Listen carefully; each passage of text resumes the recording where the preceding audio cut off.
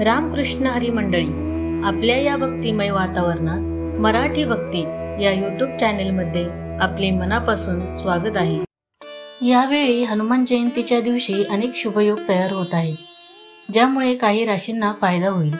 चला जाणून घेऊया या भाग्यशाली राशींबद्दल।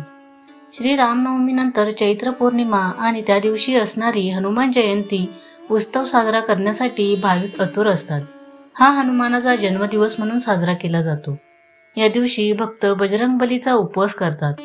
यावेळी 23 एप्रिलला हनुमान जयंती साजरी केली जाणार आहे। विशेष म्हणजे हनुमान जयंती मंगळवारी येत आहे। मंगळवार हा हनुमानाला समर्पित आहे। त्याची जयंती या दिवशी साजरी होत असल्याने या दिवसाचे महत्त्व वाढले आहे। यासह हनुमान जयंतीच्या दिवशी सिद्ध योगाचा शुभ संयोग निर्माण होत आहे। या दिवशी मीन राशीतील ग्रहांच्या संयोगाने पंचग्रही योगही निर्माण होत असून बुधादित्य राजयोगासोबतच शनी राजयोगाचीही निर्मिती होत आहे। या सर्व शुभ योग संयोगामुळे काही राशींवर बजरंगबलीची खास कृपा होणार आहे। चला जाणून घेऊया या भाग्यशाली राशींबद्दल। मेष, हनुमान जयंतीच्या दिवशी मेष राशीच्या लोकांना हनुमानाचा आशीर्वाद मिळेल। त्यांची आर्थिक स्थिती पूर्वीपेक्षा मजबूत होईल। या राशीच्या लोकांना व्यवसायात अपेक्षित यश मिळेल। बजरंगबलीच्या आशीर्वादाने तुम्ही तुमच्या करिअरमध्ये खूप प्रगती कराल। जमीन आणि मालमत्तेशी संबंधित कोणतीही समस्या सोडवली जाईल, ज्यामुळे तुम्हाला फायदा होईल। मिथुन, मिथुन राशीच्या लोकांना हनुमानाचा आशीर्वाद मिळेल। तुम्हाला प्रत्येक कामात अपेक्षित यश मिळेल।